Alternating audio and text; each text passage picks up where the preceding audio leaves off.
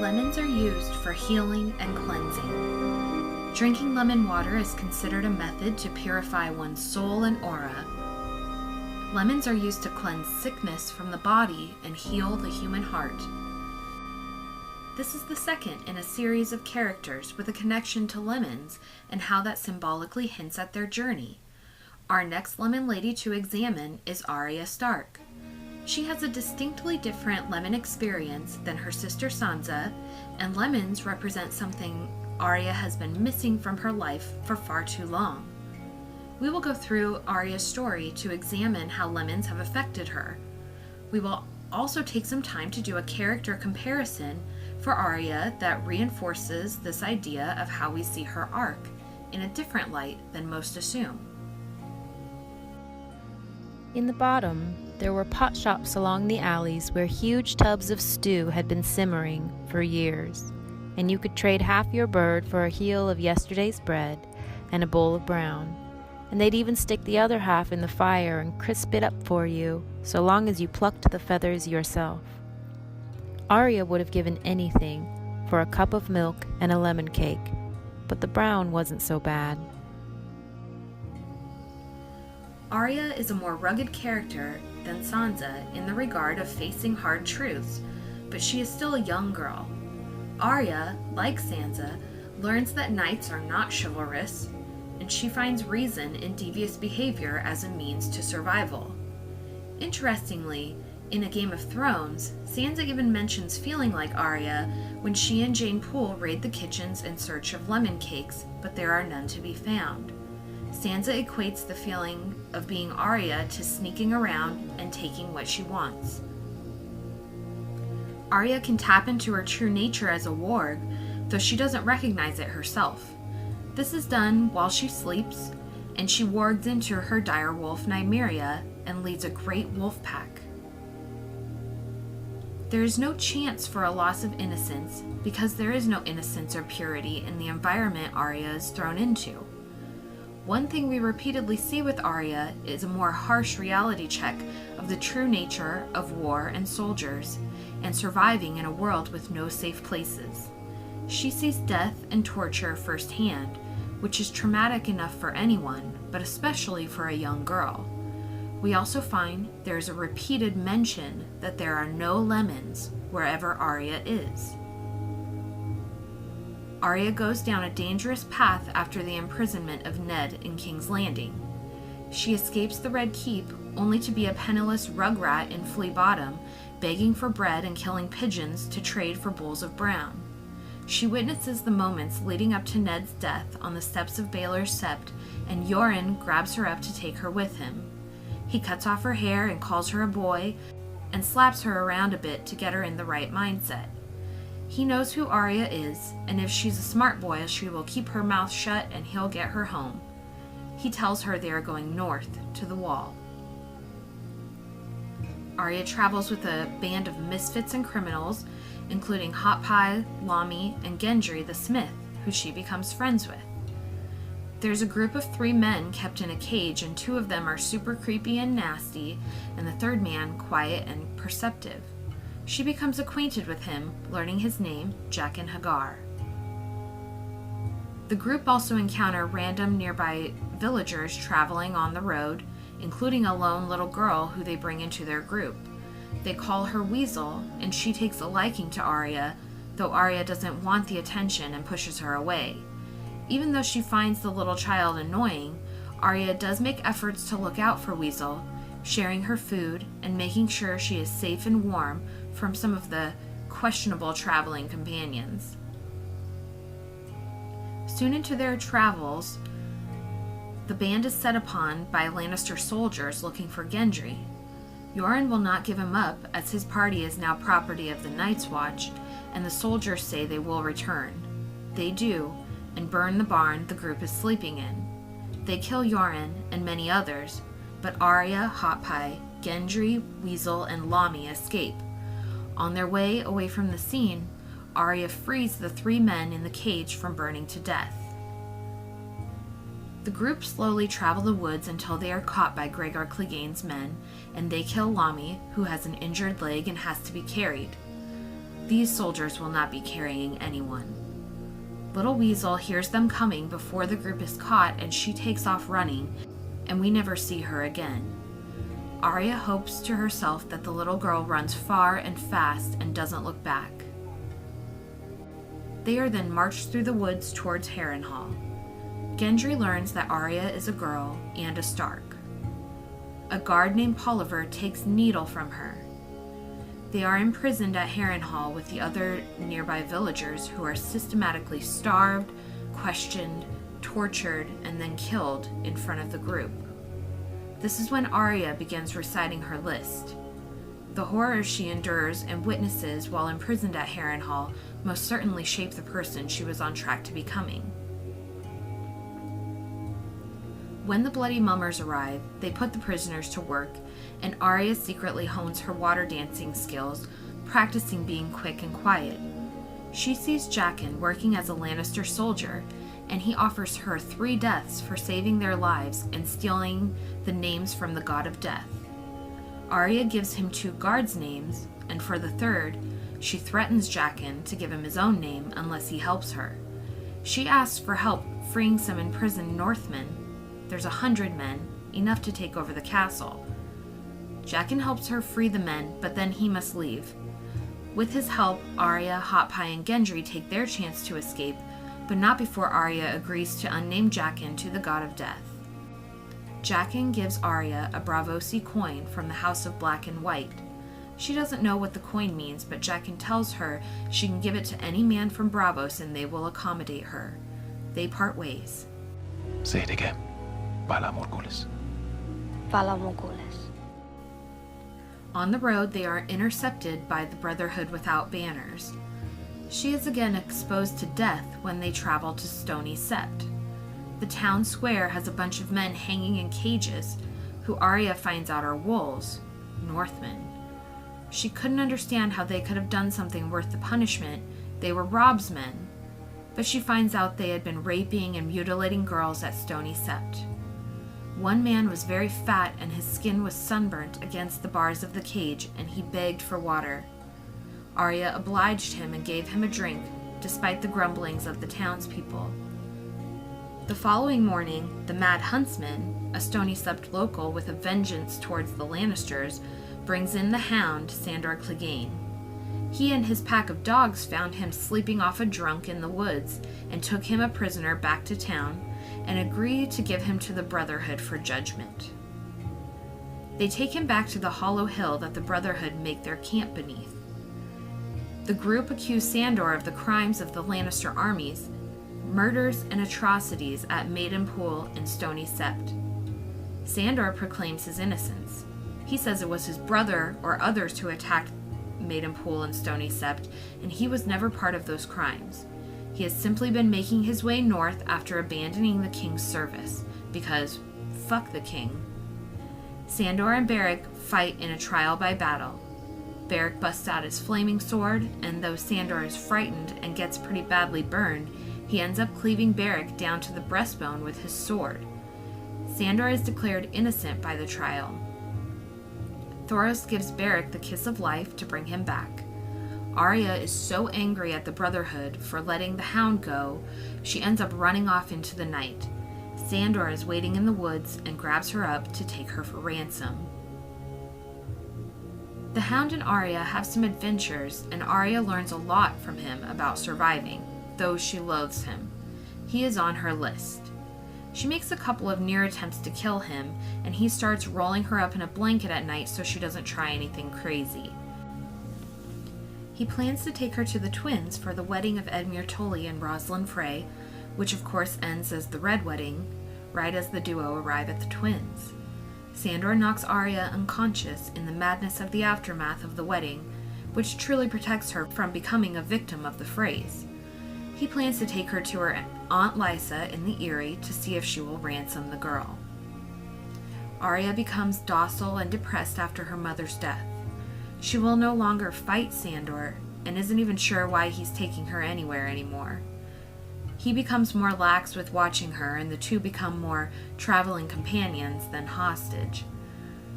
He teaches her more about the ways of war. she witnesses Sandor give the gift of mercy to an injured soldier. Later, the two go to the inn at the crossroads, where we saw in the show they face off with Polliver and a few other Lannister soldiers. Arya gets involved in the fight. She and Sandor kill Polliver and the Tickler, and she takes Needleback. Sandor gets pretty badly injured.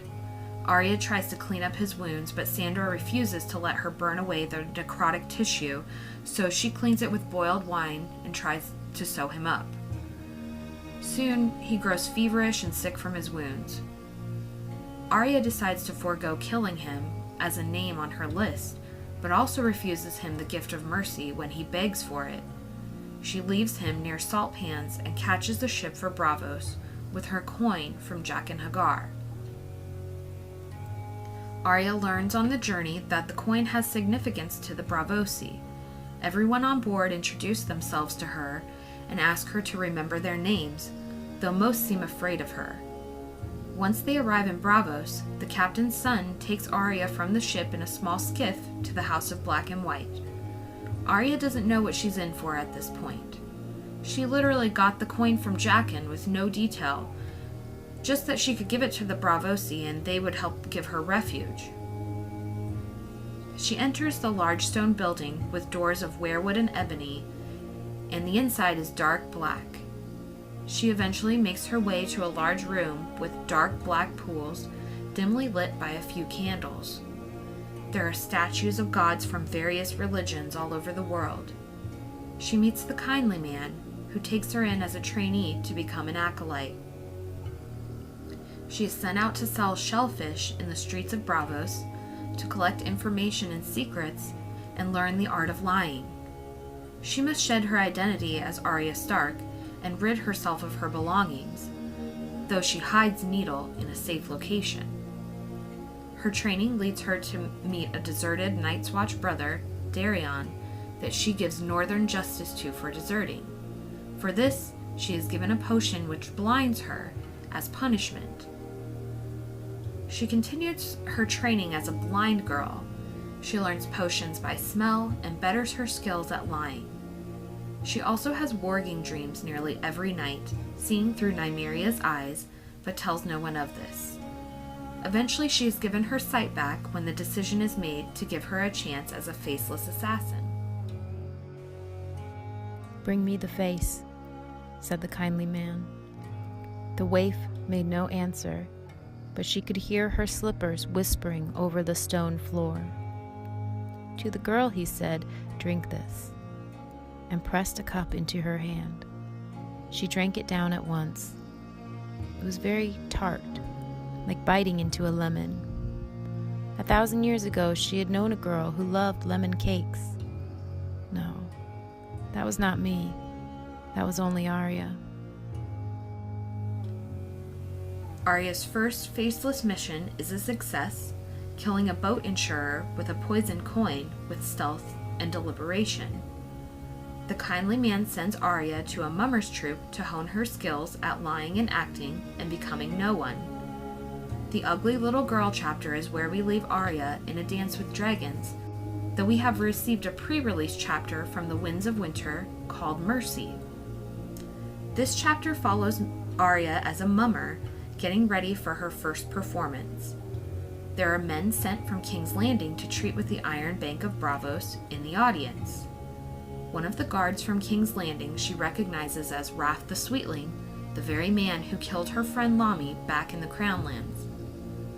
Though she is finessing her skills as a faceless assassin and becoming no one, this man is on Arya's list and a gift from the gods that she cannot resist.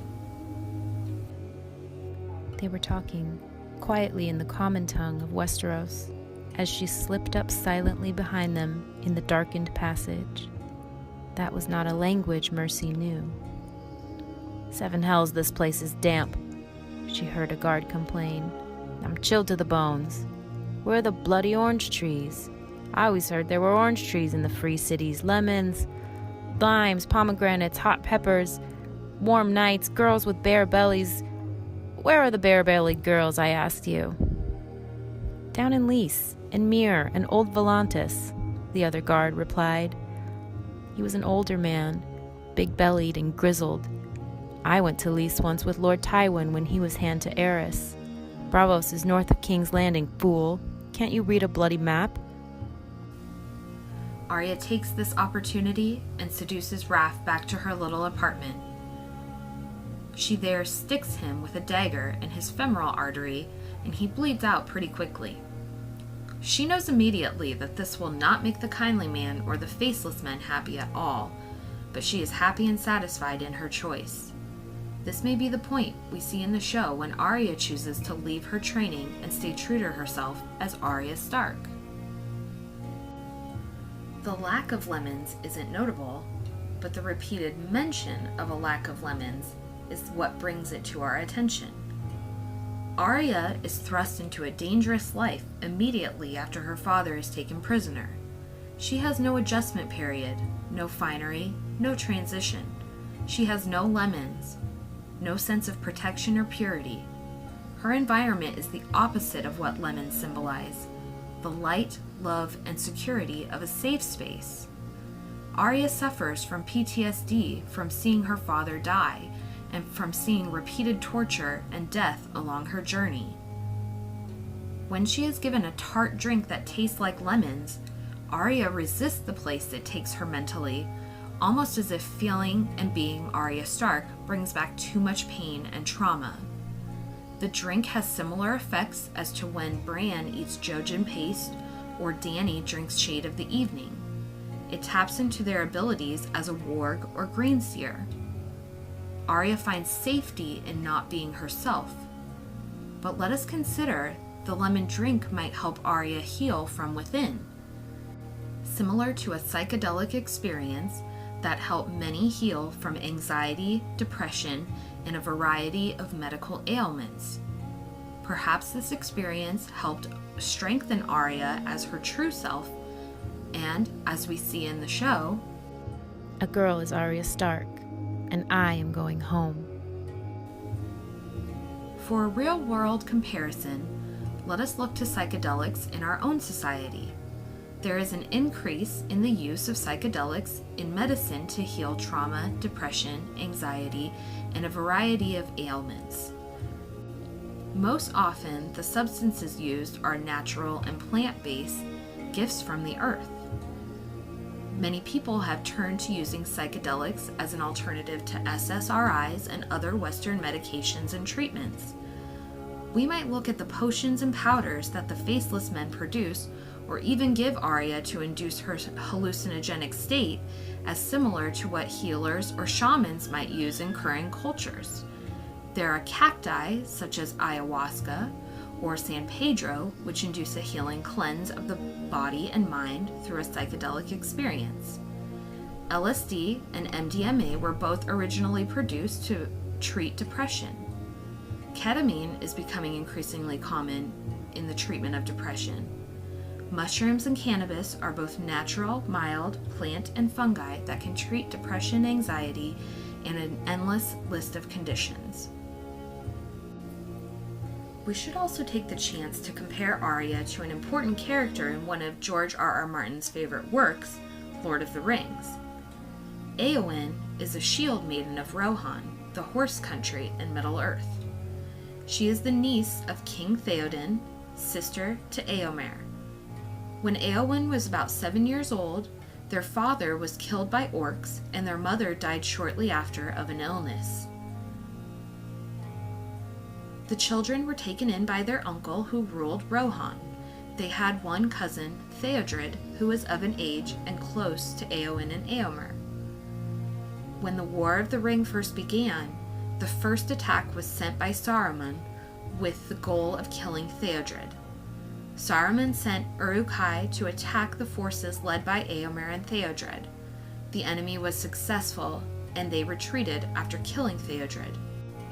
King Theoden was incapacitated at this point. He was being slowly poisoned by his closest counselor, Grima Wormtongue, who was in cahoots with Saruman.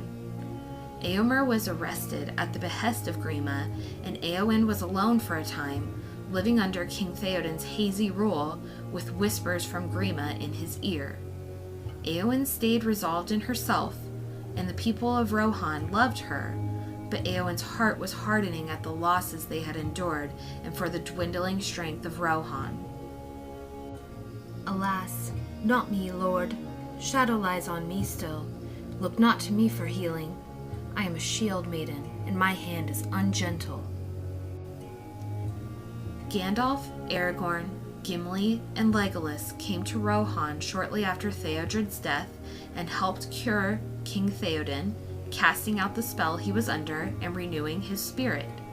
They banished Grima, who fled to Saruman's protection. The forces of Rohan were replenished, but they were weak.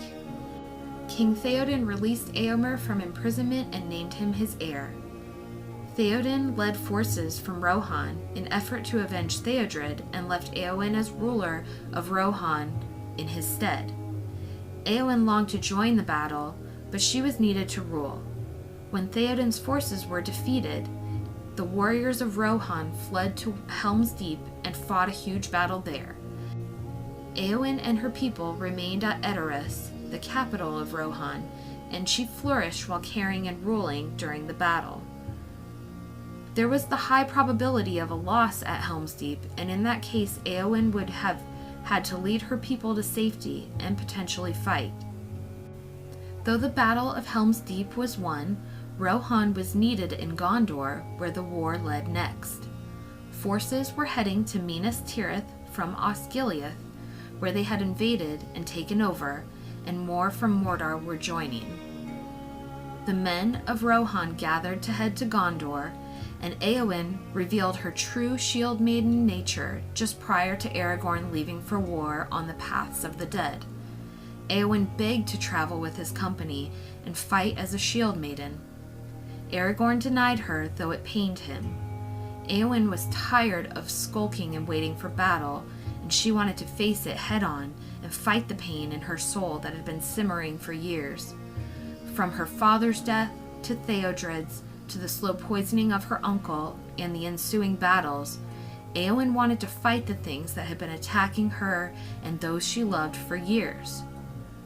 She was a trained warrior, skilled with sword and shield, and had trained her whole life to take on these foes.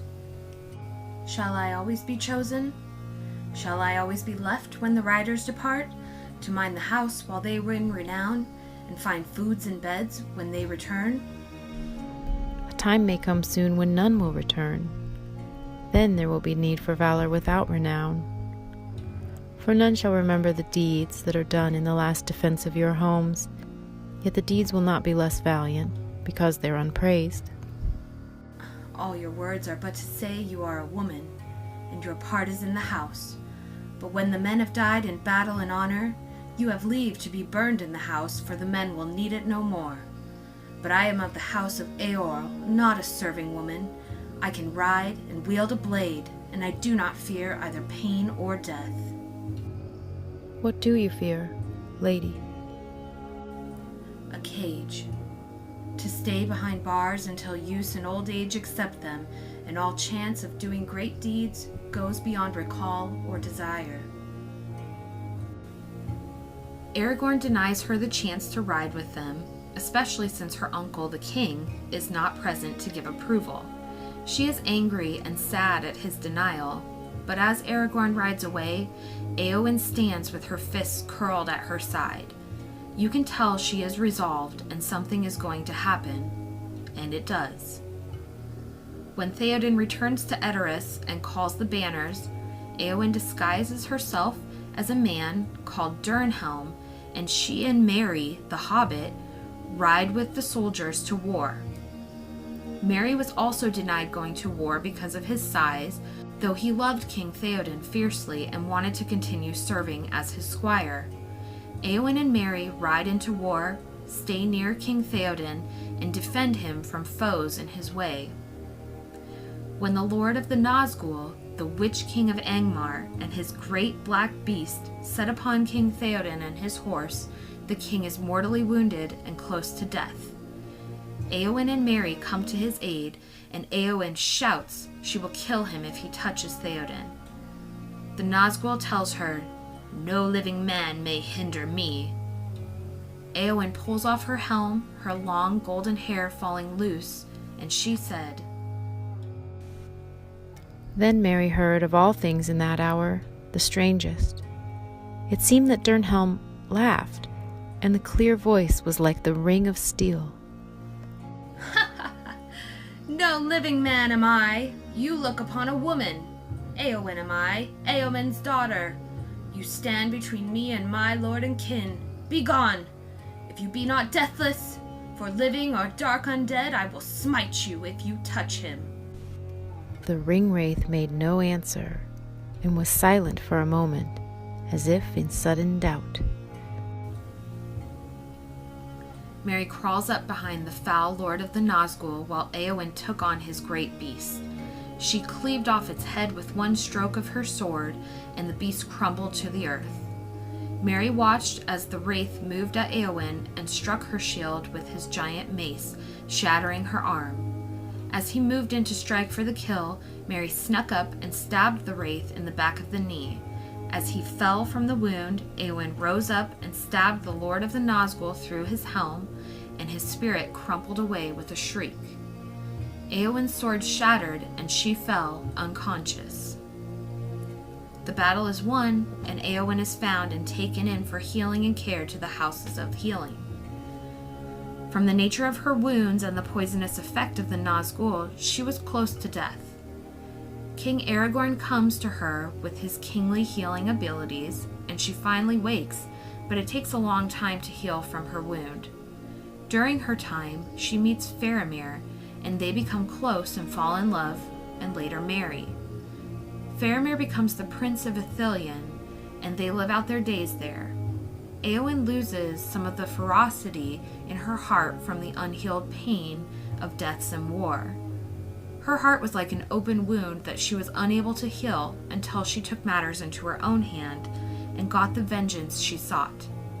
Being the lady of her house and hanging in the balance was not for her. She knew her abilities and took the chance, and it greatly paid off with the killing of the Ringwraith. The Witch King of Angmar was a most formidable foe, and he was sure no man could kill him. Eowyn was told she couldn't ride to war because she was a woman, and her place was in the house. But without Eowyn, the tides of battle may have never turned, and things may have gone much differently for Rohan and Gondor. I stand in Minas Anor, the Tower of the Sun, and behold, the shadow has departed. I will be a shield maiden no longer, nor vie with the great riders, nor take joy in only the songs of slaying. I will be a healer, and love all things that grow and are not barren. You can draw similarities between Eowyn and Arya. Both are ladies of a great house. Both lose both of their parents in a short amount of time at a very young age. Both of them have lost their father to the enemy in war without justice, and their mother from the aftermath. Both have a ferocity within and learn to fight for themselves. They can both wield a sword and defend themselves. Both love horses and riding. Neither are afraid of pain or death. Both want to fight for justice and what is right, and for vengeance for the things they have lost. Both dress as men to feign their way into a male order. Both buck the duties of a lady of the house. When Eowyn fights for the things she loves and cares for, she finds the peace and resolution to her lifetime of pain she has bore. She got her vengeance, her valor and renown, and her satisfaction. She could close the chapter on the pain and move forward as a person. And to the warden of the houses, Faramir said, "Here is the Lady Eowyn of Rohan, and now she is healed." And the warden said, "Then I release her from my charge and bid her farewell, and may she suffer never hurt nor sickness again. I commend her to the care of the steward of the city until her brother returns." But Eowyn said, Yet now that I have leave to depart, I would remain, for this house has become to me of all dwellings the most blessed. Arya has been chipping away at her list. The list stems from the people who hurt her family. She witnesses horrors and pain from such a young age, and vengeance got her by day after day. It was her bread and butter. Repeating her list and remembering her vengeance keeps it raw and fresh, and Arya ever on her toes, ready to exact revenge should the time arise. At this point in the books, Arya hasn't forgotten, no matter how much she tries, to become no one. We can see that Arya needs to complete her list in order to find any inner peace, similar to Eowyn. She has a sense of justice that cannot be shifted from the things she has witnessed. She was able to forgive Sandor from her list, though she couldn't offer him mercy. After the glimpse into the mercy chapter, Arya Stark hasn't let go of herself or her list. I believe we'll see something similar to the show, with Arya heading back to Westeros to complete her list and come back together with her family. However, at the end of all things, I think we will see something different than most are expecting. There's a lot of speculation amongst the fandom of Arya going back to the Faceless Men, or them seeking her out, or perhaps she will sail west of Westeros, or maybe she'll die in the wars to come. Honestly, if we can draw some further comparisons with Eowyn, of which there are many, we can see her healing. I think the lemon drink gave her a cleansing, a spiritual healing, and she will help her family and be able to move forward. She has said, "That's not me," about becoming a lady of a great house, but if a person can heal, a person can live and be at peace. I hope we can see this for Arya. I hope she can heal and not have to live her life fighting and running, and perhaps we can come to a point in the story where there will be nothing left for her to run from. And yes, we must then give a bit of credence to the Arya and Gendry theory, as much as I didn't want to go there. Gendry has known Arya at her lowest, hiding as a boy, living in fear, and doing dark things out of sheer survival. If Arya can heal and make peace with her past and future, I do believe there is the possibility of a relationship with Arya and Gendry. I don't think Gendry is prepared to be thrust into the lifestyle of a lord, and neither is Arya. They could work together, though, and perhaps create something great together. Arya can never have a realistic relationship with another highborn lordling, but that doesn't mean she will never find love. She's still very young. No one has gone through the things she has, and she would find any other man boring and unable to keep up with her. Gendry has had a rough life, but has also done great things, and has had unexpected tidings and adventures. They have gone through very tough times together and survived. He is realistically the only person Arya could ever be in a relationship with. Someone give the poor girl a lemon cake.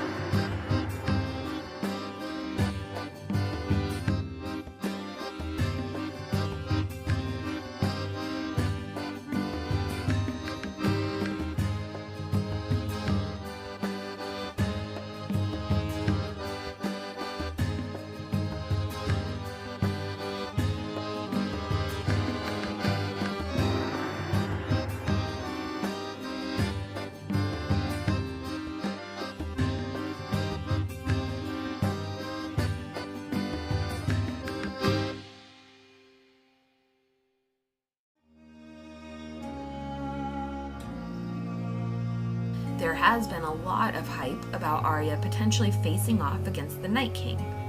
With there being so many comparisons to Eowyn, What if we see something similar to when Eowyn faced off with and killed the Witch King of Angmar, and maybe Arya will face off with the Night King? What if she's our person to defeat one of the most formidable, if not the most formidable foe? I have had a long personal theory that Arya will be this person.